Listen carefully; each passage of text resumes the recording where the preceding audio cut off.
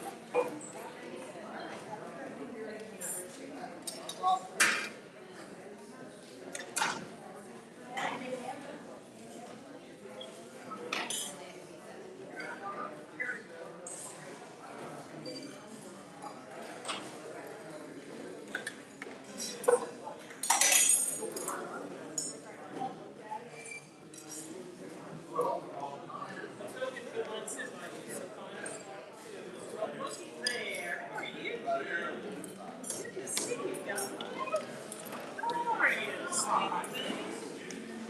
Good. Good. I'm gonna go get some to drink.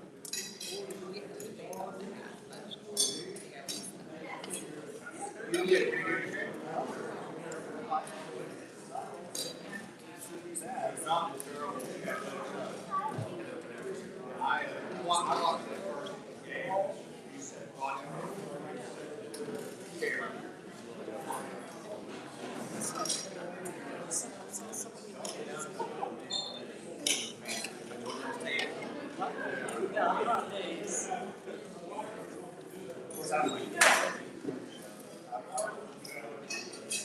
Oh my God.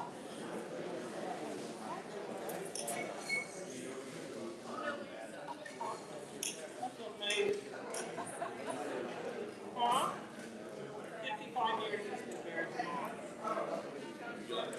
Oh, you got me. What's it called?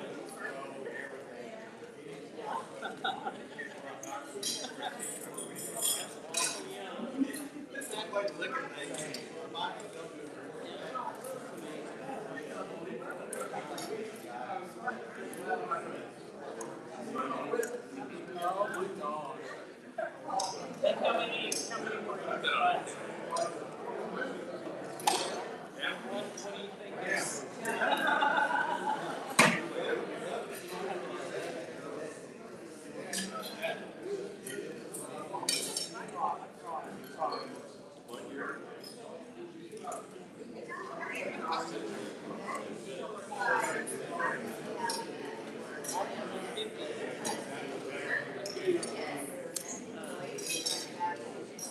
So, and I was curious if you want to keep going. I didn't know.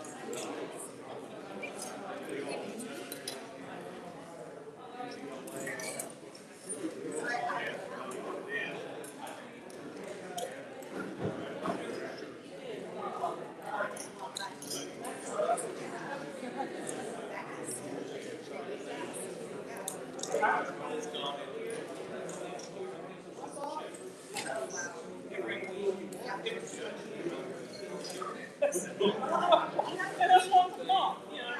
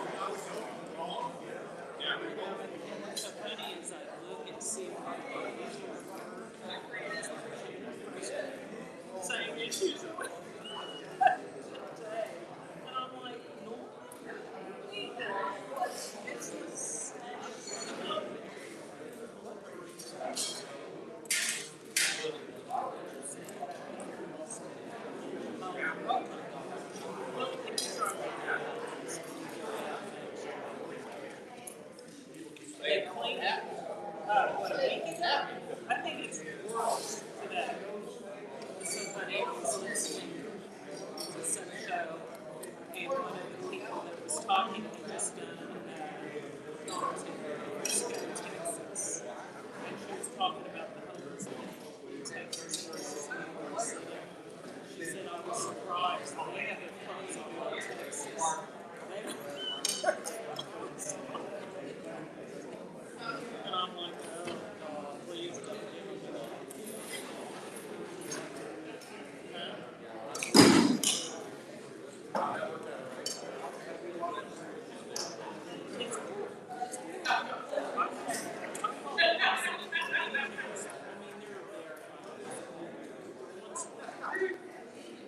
It's and one guy, he refused to leave. He reported me. He just, his payment about the time we paid. He got it all that. And he found it. And the police paid back for some stupid call. I did that 5 times. And I'm like,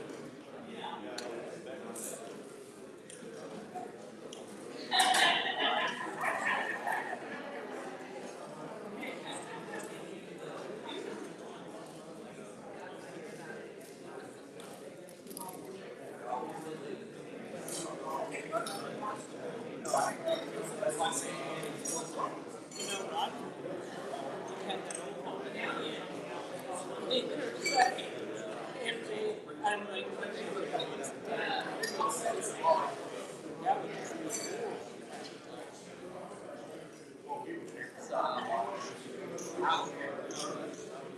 My son picked up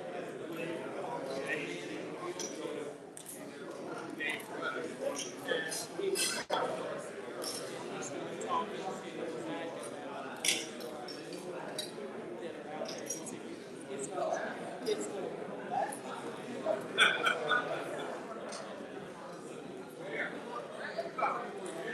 like that.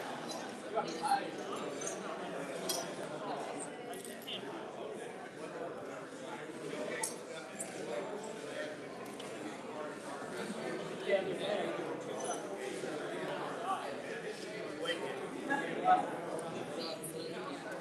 sat there right there in front of my house, just getting tired. So we called the police. Watch it from here. Make some money and then if you lose, I'm not stuck. Oh, he called her.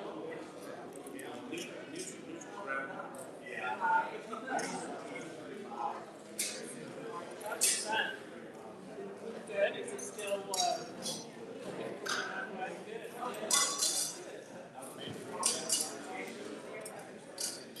And all his kids are talking.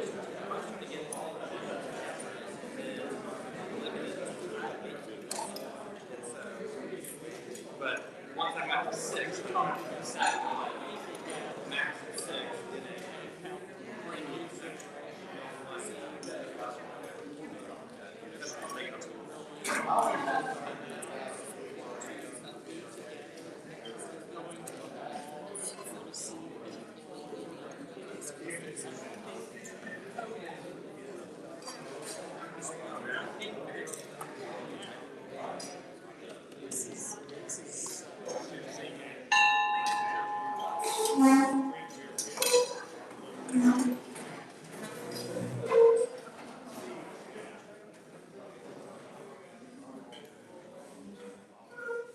afternoon, everybody. This is louder than I thought. Glad to see all of you here today. We're going to start off by taking a moment of silence to reflect or pray.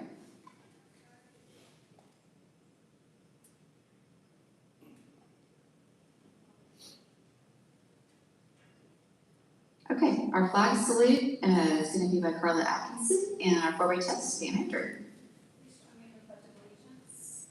Allegiance to the flag of the United States of America and to the republic for which it stands, one nation under God, indivisible, with liberty and justice for all. Please join me in the four-way test of the things we think, say, or do. Is it true? Is it fair to all concerned? Will it build goodwill and better friendships? Will it be beneficial to all concerned? Thank you. Okay, we are recording today for our YouTube channel. I did check that out before I said something. Our YouTube channel is Norman Rotary Club. And we have a guest today. Holly, would you like to introduce your guest? This is my husband, Adam. He used to actually work for Ken and was interested in coming to hear him talk today. So we're glad to have him here. Great. Couple of quick announcements. We haven't had an after hours for a bit, but we're going to have one this month. It's going to be June 25th at the Standard. What's really special about that one is that our companion club is going to meet at the same time, and we have 3 strong members right now, hoping for more that are going to show up. But they're going to take that opportunity to get to know us a little better, and it's an opportunity for us to get to know them. So if June 25th is available right now on your calendar, please pencil that in from 5 to 7 at the Standard, and we would love to see you there.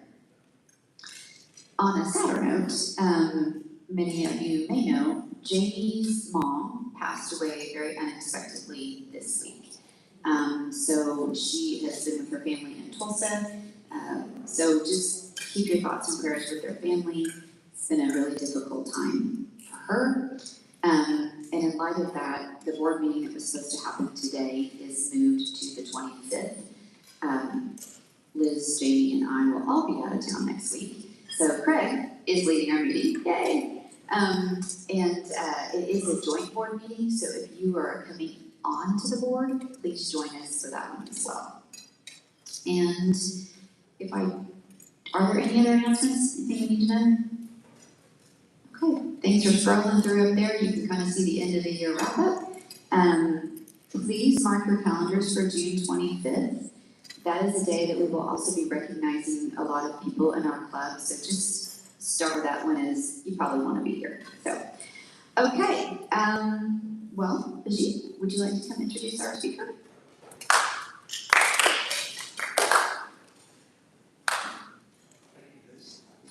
Good afternoon, everybody. We have a special treat today.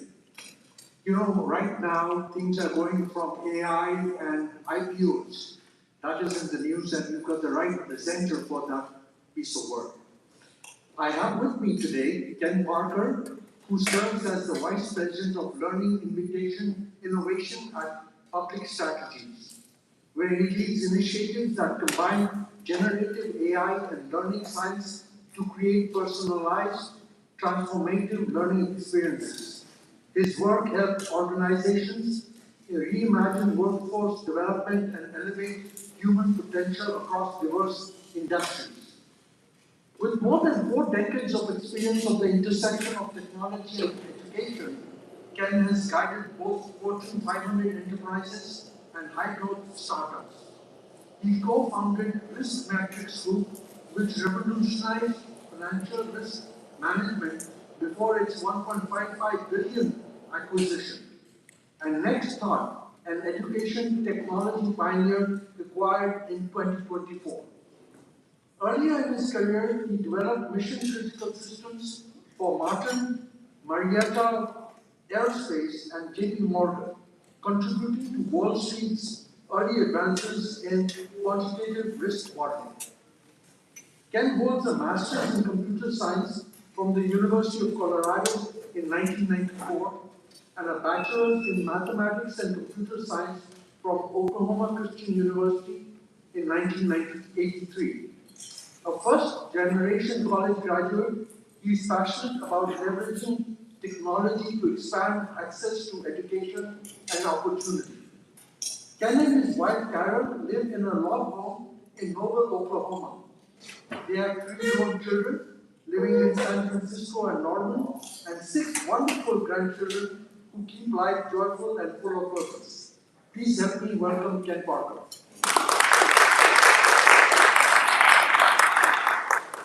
Thank you, Virginia, and thank all of you.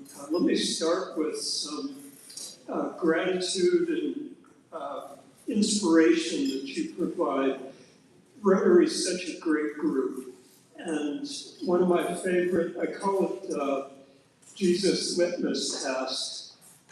If you want to understand the impact of somebody, a strategy, a group, an individual, his litmus test was, by their fruits, you will know them. And so seeing what you all accomplish, what you celebrate, it's inspiring. And thank you for investing your time and talents and treasure in that pursuit. So as I get ready to begin, let me first ask audience, how many of you are tired of talking about AI? Thank you. Honesty, I love it. And I want to leave time at the end because I would like to hear some of the burning, hard questions that are on your mind. I'm going to preface the talk by saying I've now been in technology, this is my 43rd year. I'm a first-gen college graduate. It's why I now want to focus my energies on education technology. How do we use tech to increase the quality of and the access to education? And in my 43-year career in technology, and then I try to be a student of technology innovation. And I think I can make the case very clearly. AI represents the biggest technology disruption in human history. And I'm talking about the list of things like fire, the internet, modern manufacturing, pick any innovation you want. And I think you can build the case that AI is the most impactful innovation in human history. So that's the big, bold claim. To start off with, though, I'd like to offer some reassurance. And that's the main title of the talk. And that is a calming, hey, we've seen this before. We know how these disruptions work. So we should just accept that and settle down a little bit. And yet the subtitle is, no, we haven't. We haven't seen anything like this before. And both statements, I think, are true. But let's journey into that today. So a business-focused audience like yours, let's start with, here's what I hope to cover. The first is AI is following a very familiar, very well-documented tech adoption and development life cycle. However, it's unlike anything we've ever seen in many dimensions. And then thirdly, I want to share some suggestions on how to react to it. So, something we have seen many times through human history is the effort, the results of what one person can do with technology. So here's an example where you have, the task is to move dirt, and you see a guy working with, that's good technology, a shovel, compared to digging with rocks or stones. That's a big update, a big innovation. And yet, consider what one person can do with different technology. Now, it takes more skill, it costs a lot more money, but with that tech, you can dig 500 times faster, and we displaced 500 workers with shovels, but they all moved on to higher value work, and that's a typical aspect of technology disruptions, is we can do things more productively, cheaply, safely, faster, all of those things, and technology across many dimensions, that's been a very repeatable pattern.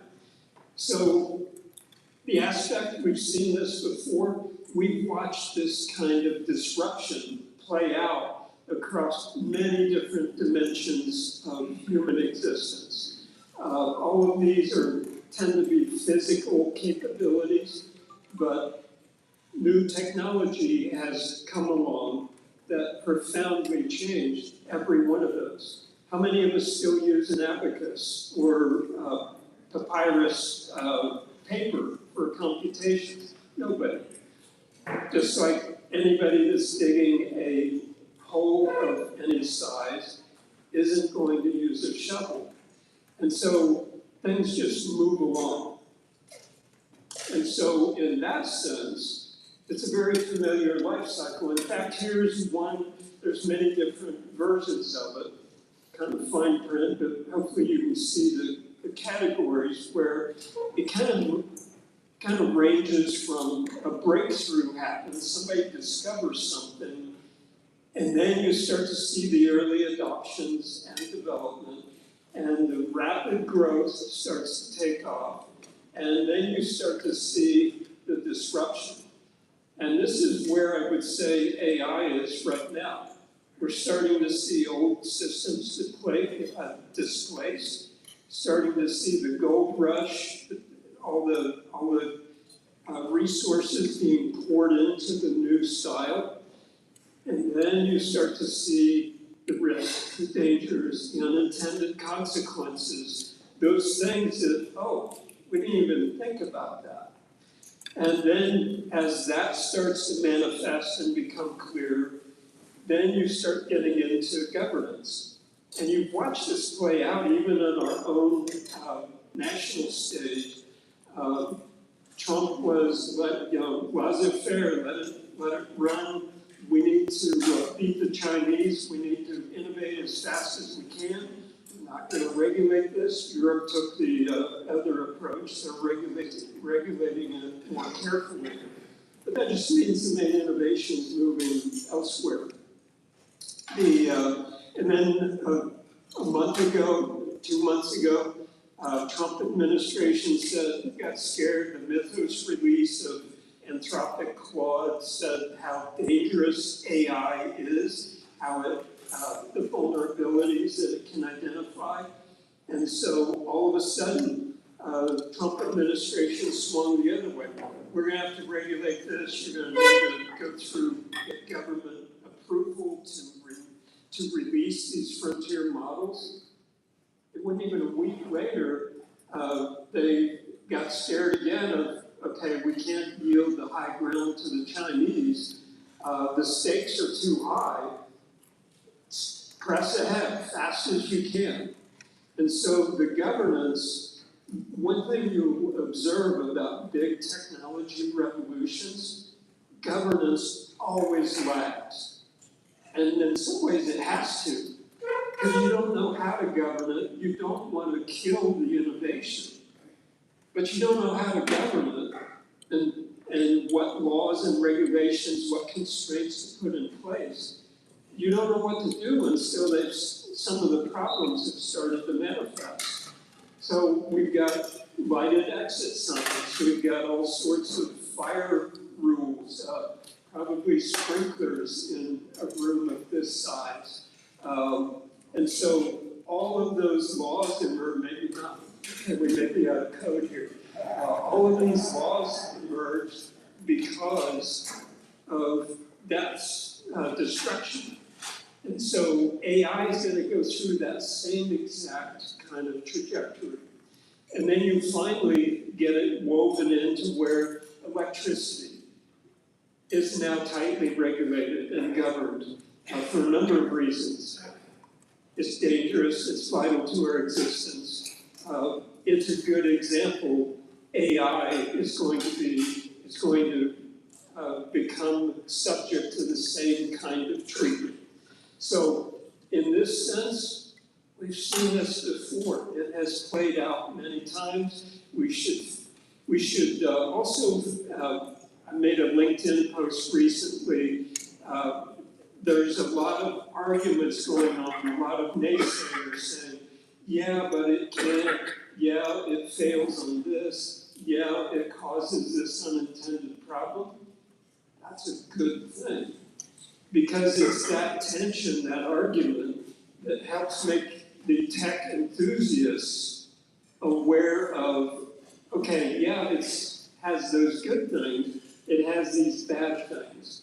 And so this tension that we're seeing right now, all the arguments, the not in my backyard data centers, all of the other concerns that people are raising, that's a good thing.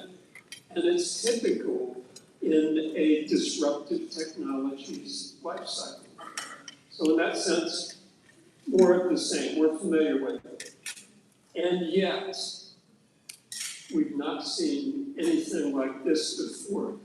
None of our technology has been able to scale the most human of capabilities all around human cognition. That's unprecedented. And here's 8 categories of human skill, problem solving, intelligent behavior. Here's 8 categories.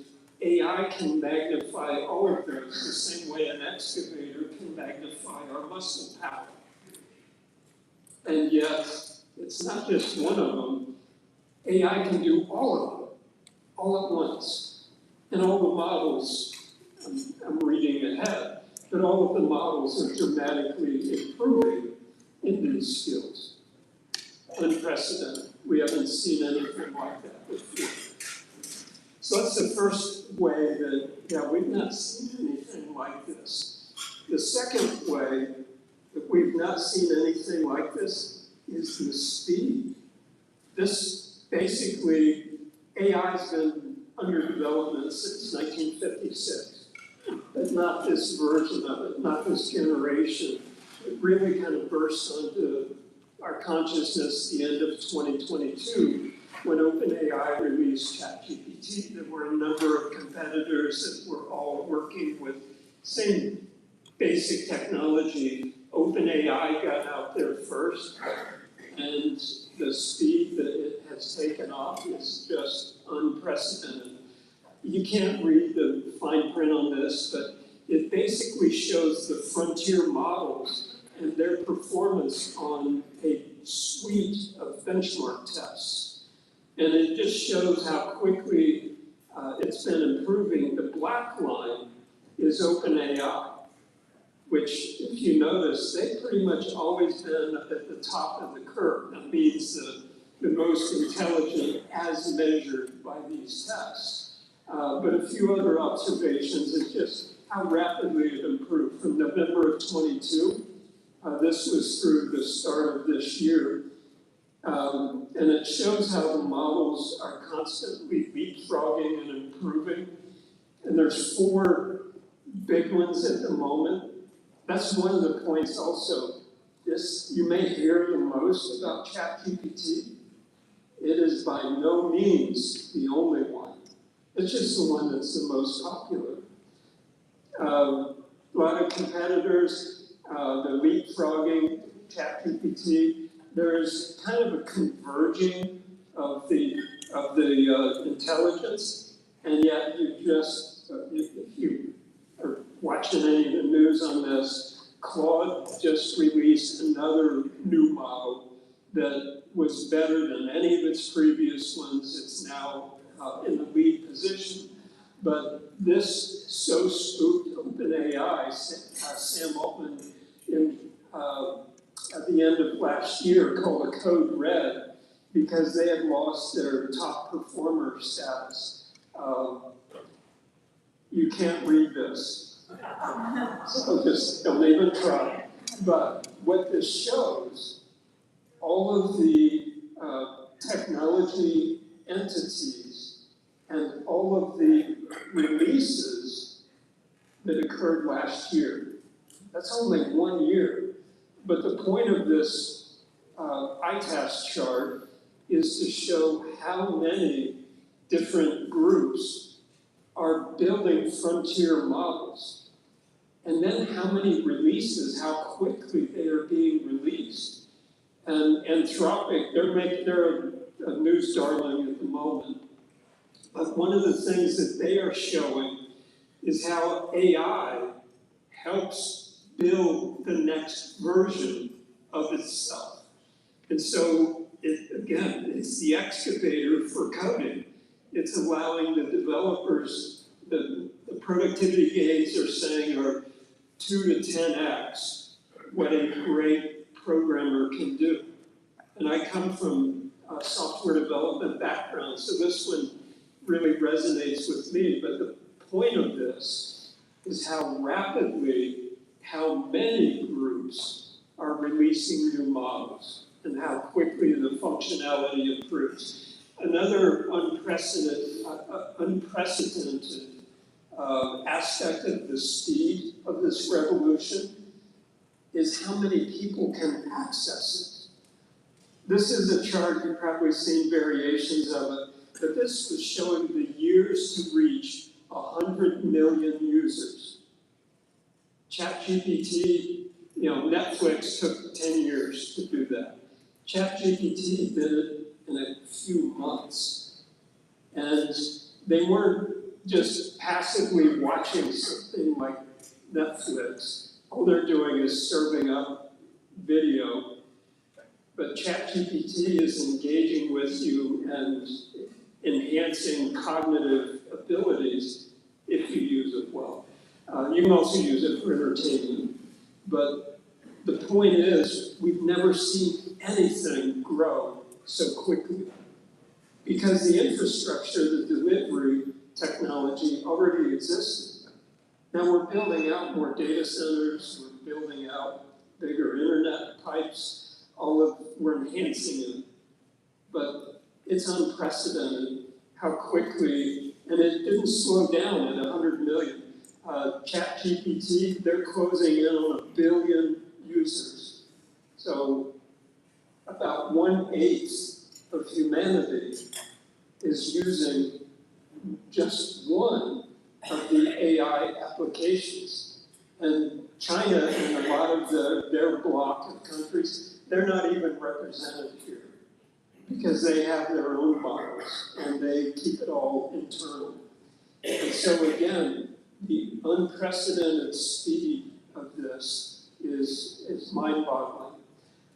Another aspect, an indicator of why this is such a big deal, we've never had this much financial capital redirect in such a short time. So this was the 11 years leading up to ending in 2024. This is how much money was invested in AI projects.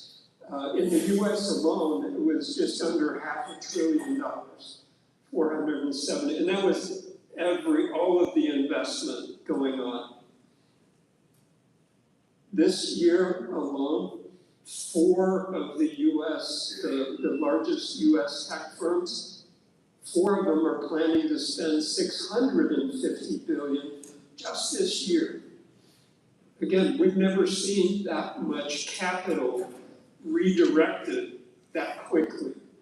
And so it's another thing that says this is not, that there's a bubble aspect to it. That's one of the big criticisms is it's a bubble, it's like Internet 2000, it's all gonna melt down and blow up, there's nothing behind it. Not the case. This is not borrowed money that's getting poured into some big idea. This is money that these firms that are cash volcanoes, they just are generating enormous quantities of cash. They're redirecting it to this project, to this technology. So those are unprecedented. Another aspect that's unprecedented is the target. Again, we're not digging holes faster.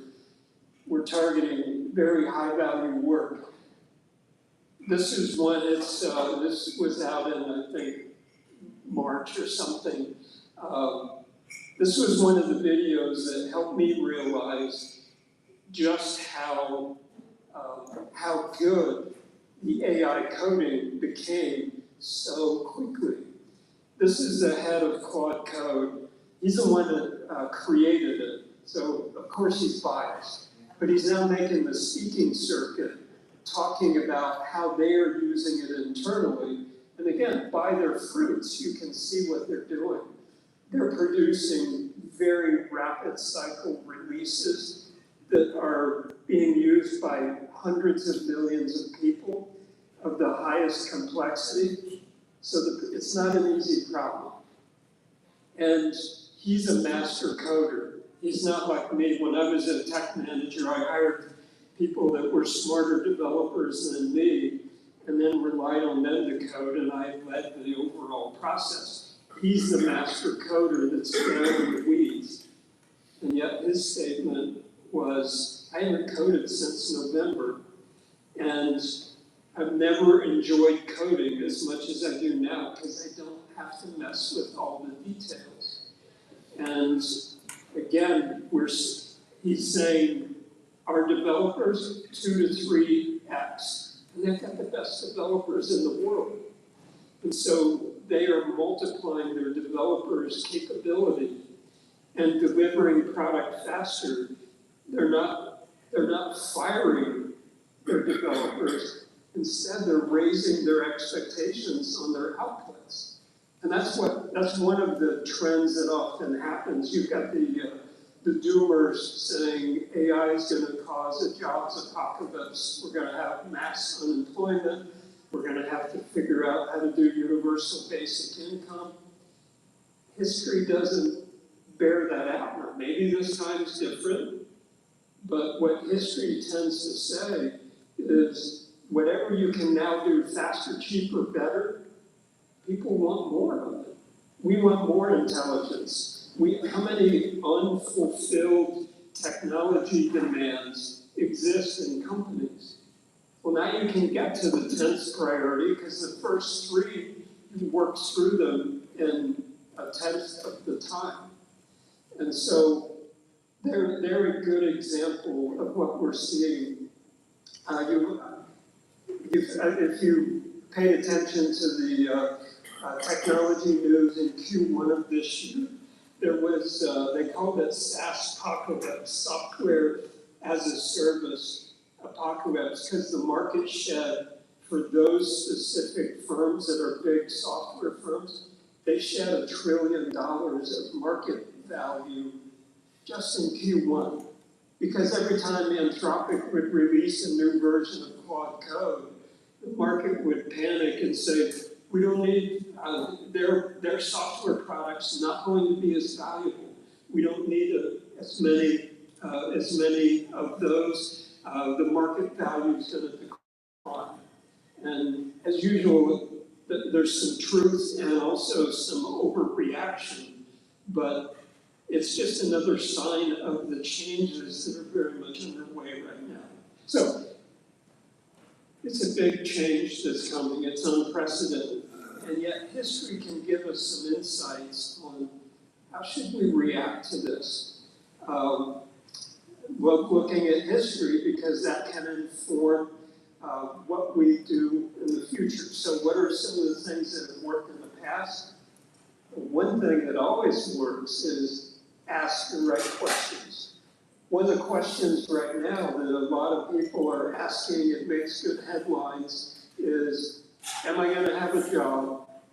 Are we going to have giant recession? Is it going to destroy our economy? And so those are big questions that are important.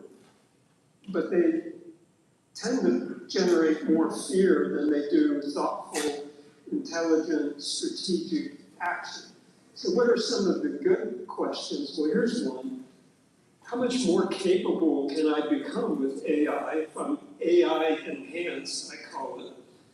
And then what will I do with that capability? Because that is what the winners of a future in any technology, winners are the ones that adapt most quickly. They see the possibility, they reach out with, speaking of technology, they reach out and build something new. They see a new opportunity, they have new capabilities. Here's some of the time-tested questions that I think are very powerful. What does this actually do? Understand the technology. Ignoring it, that's a bad strategy because it is here to stay. The genie's out of the bottle, horses left the barn, whatever metaphor we want to use. It is inevitable because it confers too much power and productivity. So it's not like it's going to get stuffed back in the bottle. So understand it. What does it do? What new skills and abilities emerge? One metaphor I encourage young people to think about is this is your Iron Man suit. Strap on your AI Iron Man suit, and now what can you do? Well, you can build websites, you can build applications, and create business plans, analyze spreadsheets. You can do all these things in a far more capable way than maybe you were able to in the past. But what are the risks and dangers? If it does analyze your spreadsheet, make sure you don't completely trust whatever it says blindly. That doesn't work well either. So understand, that's part of understanding it. Understand the risks, the dangers. Think about unintended consequences. Economic value. I love this one. As you're thinking about what can I do more of and how can I improve, think about what's going to become cheap and plentiful. Digging holes, that's no longer valuable as a shovel-led endeavor. Moving giant, moving 2-3 yards of dirt at a time, that's the way, that skill, that technology will become valuable. Digging with a shovel won't be. And then lastly, how do I adapt? How do I strategically integrate this into my life and my business? And look at it as a way to really augment your abilities and create value. There's so many new businesses that are going to come from this for those that adopt. One metaphor I love talking about in Oklahoma is the frontier. We know about frontiers out here. It's unsettled, there's not a lot of laws yet, there's a lot of risks, a lot of unknowns. But boy, if you're one of the early ones and you cheat and even leave sooner, you can go claim some spots and try to build a new life, build a new town. This is very much the economic frontier of our times. And so it's going to belong to those that react well. I'll go through these quickly, run out of time. But there's kind of 3 categories. My opening slide was the tsunami wave of change that's coming. So let's think about how you can react. One is called the gray zone, which is you can ignore it and blah, blah, blah. I'm retiring soon. I am retired. I don't care. I don't need it. That's certainly one response. You can use it just for entertainment, meaningless, mindless activities, or just trivial stuff. Use it as a a game or whatever. But those people will tend to be crushed by the wave. They're not going to participate in it. They're just going to get, they will pick out the pieces, whatever the wave leaves behind. That's what tidal waves do, they remake the shore. The second group, call it riding the wave. Those are the ones that start to use the technology for productivity. They weave it into their workflows, start to automate things. They'll get more done faster and better. And you're seeing companies that are very much leaning into this. And you're seeing a lot of waste where people haven't figured it out. They spend money, do the Dilbert thing of we need to get some of that without really considering well how to do it. And then the green zone are people that are going to be on a rocket ship where you become the wave. You're going to remake a whole industry. Here's a guy, we talk about tech unicorns, somebody that generated a firm that was worth $1 billion or more. So we've just had our first $1 billion value company with a single person. He ended up, after like 8 months, he hired his brother to help him. But one guy created a business that's on track to do $1.8 billion in revenue this year. And what's his company, you might ask? Was the fat loss drugs, GLP, the GLP-1 drugs. He created a company, stood up a website, managed the whole marketing program, managed all of his delivery. He didn't make the drugs. He didn't even distribute them. He was just the middleman that connected all of these pieces, put it on a website, drew in hundreds of thousands of customers, got them on a repeat business model, and they're on track to do $1 billion. So that's an example of how one person with his AI Iron Man suit could get so much more done in such a shorter time. So I think we're down to 5 minutes. Hopefully have a few questions. Back in the back, I saw you first.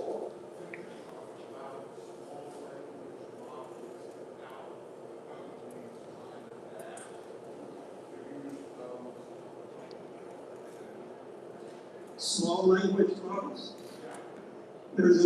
It's one of the many variations of this technology where companies, the big language models, those cost $100 million to train up a new model. They are voracious consumers of compute memory storage. And so another end of and those are the big and expensive models. There's also a push to how do we shrink it down? We don't need that capability for every problem. And so there's open source. China is leaning more into open source, and they're being held up as that may be a better model than the big expensive way the US is pursuing, but that's very much a parallel pathway that will solve a lot of problems, and they're just going to figure out what problems can they solve or not. Yeah, thank you. As I was going through your presentation, all I could think about was how proud Gordon Moore would be in Moore's Law, about resistors and all of that type of stuff. But my challenge question to you is, and I'm probably known as a little bit of a climatologist in this question, the criticism has been about these data centers just consuming enormous amounts of energy and throwing more emissions into the air and creating bigger problems for the Earth. So what say you? They are absolutely voracious consumers of power. In fact, some of the big players say chips are not the scarcity, people are not the scarcity, power is scarcity. And I would say the tech optimist view on that is AI is going to be what helps us bring the new energy generation technologies to scale, whether that's fusion, I think renewables tend to be cute, but they're not the big answer. We don't have good storage, but energy storage is another big challenge. So I think the very tech that is exacerbating humanity's demand for power is going to be the same technology that helps us address that in a sustainable, high-quality way. You're seeing more and more research, battery tech especially. You're seeing some of the chemistry being influenced with the AI models. But there's definitely, it's going to get worse probably before it gets better. But power is, if you chart humanity's progress and humanity's power consumption, they're pretty much coincident curves. We have Dr. Doffenbach give us details on that. But it's a big issue. Who's got the mic? Sorry. I would like to identify, I think AI is great. It's our servant though. It is not a human being. And I got sassed by AT&T's AI and says, you will be respectful. And I said, you will be machine. And I said, I will go with human, which will cost you more money. And it was about an email. They sent me, I told AI everything. They just hadn't programmed it yet. That's where my concern is to maintain our humanity and to maintain that as only technology and our servant. You're reading ahead. A slide I skipped over was at the end was this one, which is my favorite quote. He was dead before AI really became a thing. But his 3-word admonition was never delegate understanding. He was talking about design principles, but that concept could not be more true. And one of the big risks that I fear with AI is best captured in the term cognitive atrophy, which is something we face if we outsource our thinking. Last question, I know it's going to be a tough one, but one of our big focuses in our particular Rotary group is literacy in youth and adolescents. Okay, given some of the problems that we've had with social media and problems that we did not foresee our youth having as a result of doom scrolling, things like that, you know, the higher anxieties, things like that. You're talking a fully developed cognitive human as an adult. What about the children who are going to be accessing these things and having it basically incorporated into every aspect of their life when they themselves have not cognitively developed? And what results will that lead? What unintended consequences will we have? Because you know how schools are always good. You gotta have this in school. Gotta have this in school. Gotta have this in school. Well, we found out that sometimes having both electronics in the school are more detrimental to the development of the cognitive thinking of those children. What are your views on that in the future? What are we going to find out after the fact? Yeah, we don't have time to give a meaningful answer to that, but I will say 100% agree with that being one of the major risks. That's why this tends to be my closing slide when I talk about AI, because I come across as an enthusiast, optimist, which I am, but also a realist. And in order to run the excavator, you've got to have great skills, judgment, perception, all these powerful skills to run it effectively, or you can't even start it, or you can cause huge damage. And so the parallel exists. And so it's funny you asked. Yesterday and the day before, I met with Nick Migliorino. Yesterday was with a collection of superintendents. We're working with OETA to create a K-12 AI literacy program that would be online, AI enhanced, but we would make it available throughout the state. And it would be designed to teach thinking skills, the mindset skills of how do you use this responsibly, ethically, effectively, not teaching someone the prompting skills of this week, because they're going to change next week, but teaching people how to approach this. The encouraging thing, the same exact skills that we need to be the masters of AI, the same skills that Plato and Socrates were teaching 2,400 years ago. Critical thinking, problem solving, communication, organizing your thought, all of these powerful cognitive skills are what is going to prepare our young people and our adults. They're also, the bad news, these are the hardest skills to teach. So I would say it's one of our grand challenges for the future, is how do we equip, especially our young people, but all people, how do we equip them to be the masters? And on the final slide is this image where I said, this is the metaphor I'm encouraging. Be the conductor. The conductor is the one that has the vision, chooses the music, decides who's in the orchestra, decides what's good or bad. It's the conductor. The conductor may not be as good a violinist or celloist as the best member of the orchestra, but the conductor is the one that brings it all together. And so that's my closing encouragement, is be the conductor in life and in your career.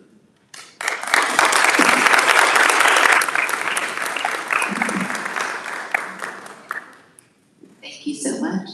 I wish we had a little bit more time for questions. I know there's some out there that didn't get answered. Do you have a minute to hang out? Okay. I'm sure there's some more questions that are coming your way. So I want to thank you for being here today, Ken. I also want to thank Holly for bringing Adam. Come back anytime. And just remember, we do not have any funeral arrangements that have been announced yet, but just keep Jamie, Lucas, and Connor and her family in your prayers as you go about your week. So go out and take a good one.